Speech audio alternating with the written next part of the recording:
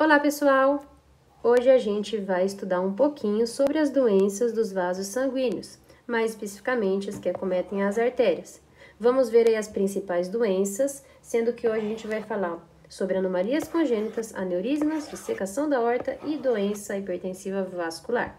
Nos próximos vídeos a gente vai ver também uma aula de aterosclerose e uma de vasculite, ok? Então vamos começar. As anomalias congênitas, o próprio nome já diz, né? Congênito, porque o indivíduo já nasce com essa anomalia ou então desenvolve ele no seu primeiro mês de vida. A gente vai ter aí as aneurismas saculares, que a gente vai falar mais para frente aqui quando formos ver aneurismas. As fístulas arteriovenosas. Bom, o que são essas fístulas arteriovenosas?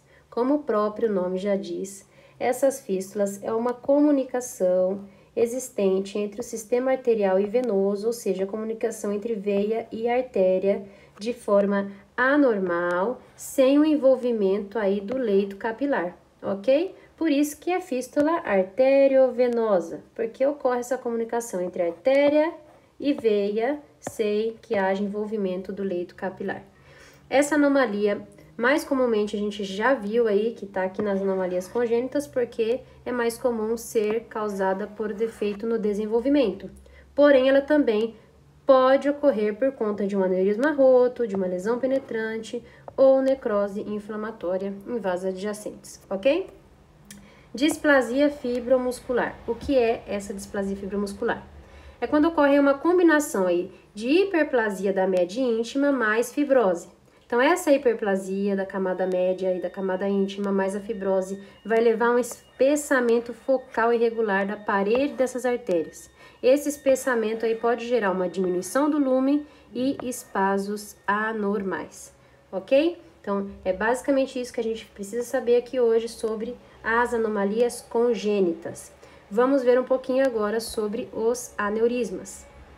Primeiramente, o que são aneurismas, né?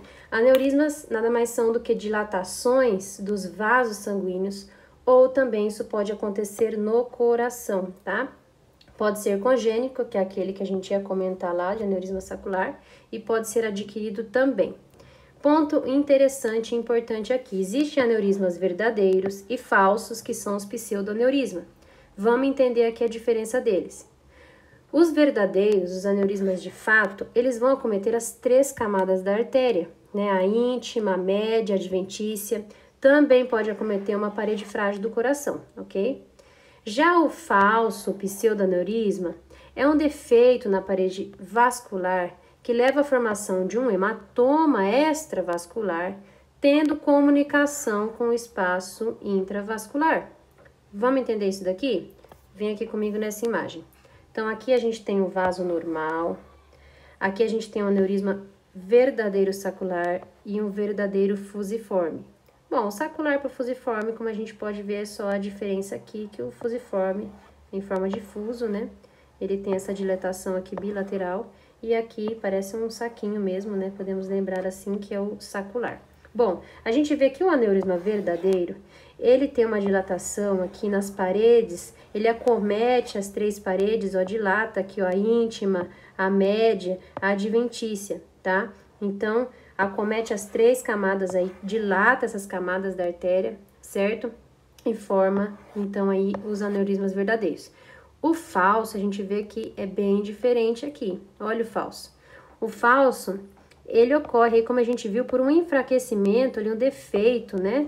Dessa parede da artéria. Aí tem extravasamento de sangue, tem comunicação aqui com o leito intravascular. A formação desse hematoma que a gente tá vendo aqui, isso aqui é tecidos extravascular aderente, tá? São tecido conjuntivo e aderente. Então, você tá vendo que visualmente, a gente vê aqui, não parece, ó, parece um aneurisma, né?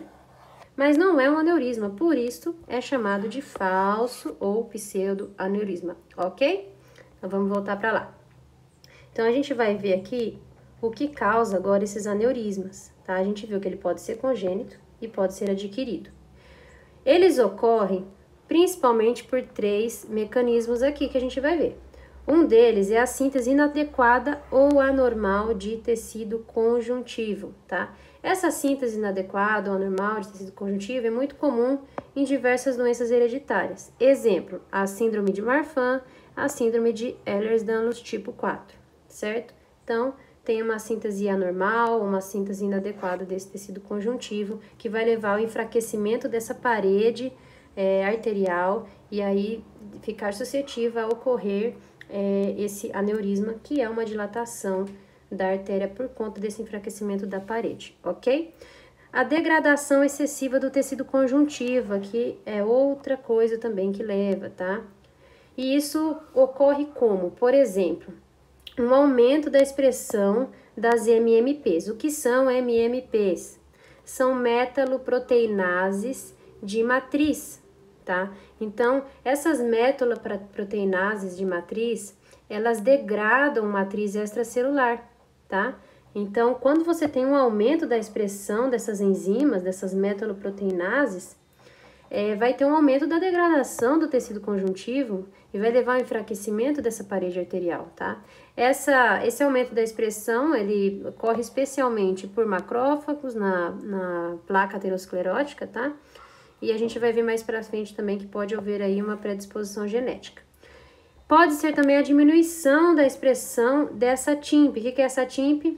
É um inibidor tecidual das metaloproteinases, tá? Então, o que ele faz? Inibe as metaloproteinases. Se diminui esse inibidor, consequentemente, eu vou ter um aumento da expressão das metaloproteinases e um aumento da degradação desse tecido conjuntivo, enfraquecendo ali a parede da minha artéria, tá?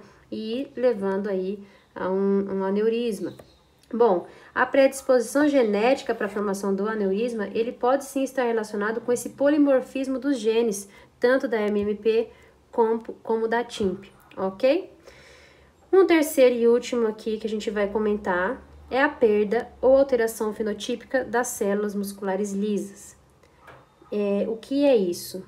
Bom, por exemplo, o espessamento esclerótico da íntima. No caso, a gente vai ver depois na próxima aula um pouquinho sobre a aterosclerose e a gente vai ver que ela leva a um espessamento da íntima, tá? Esse espessamento esclerótico da íntima, o que acontece? Como a gente está falando de espessamento, então aumenta ali a distância da difusão dos nutrientes para a parte interna da média, tá? Como aumenta essa distância de difusão desses nutrientes, pode ocorrer o que a gente está vendo aqui, uma isquemia interna da média, por conta desse espessamento esclerótico. Outra coisa, a hipertensão arterial sistêmica, ela pode estreitar o lúmen dos vasos vassoros da aorta. Estreitando esse lúmen, vai passar menos sangue ali, vai estreitando esses vasos vassoros e pode levar a uma isquemia da parte externa da média. Então, essa isquemia externa da média, decorrente desse estreitamento luminal dos vasos vassoros da aorta por conta de uma hipertensão arterial sistêmica. Essas isquemias que a gente está comentando aqui, seja por um espessamento da íntima, seja por conta da hipertensão com estreitamento, essas isquemias elas vão levar aí a uma perda das células musculares, vai levar a alterações degenerativas da aorta, como a fibrose, por exemplo, uma síntese deficiente de matriz extracelular, e produção cada vez maior de proteoglicanos amorfos. Tá, o que é tudo isso? Essas alterações todas a gente chama coletivamente de degeneração cística da média. Então, vocês estão vendo quantas alterações essa isquemia vai levar, vai enfraquecer essa parede, vai trazer problemas, vai levar aí possivelmente a um aneurisma, tá? Uma dilatação por enfraquecimento, porque perdeu célula muscular, tá tendo alteração degenerativa, não tá tendo síntese suficiente de matriz extracelular, vai enfraquecer a parede dessa artéria, ok? E é por isso que leva a essas dilatações dos vasos, esses aneurismas. Se a gente for resumir, as duas principais causas de aneurisma tá aqui, ó, a aterosclerose e a hipertensão arterial sistêmica. Aqui enfatizando que a aterosclerose é a mais comum no caso de aneurismas de aorta abdominal e a hipertensão no caso de aneurismas da aorta ascendente e também da torácica, ok? Bom, pessoal, vamos ver aqui rapidinho então as últimas duas que faltam aqui na aula de hoje.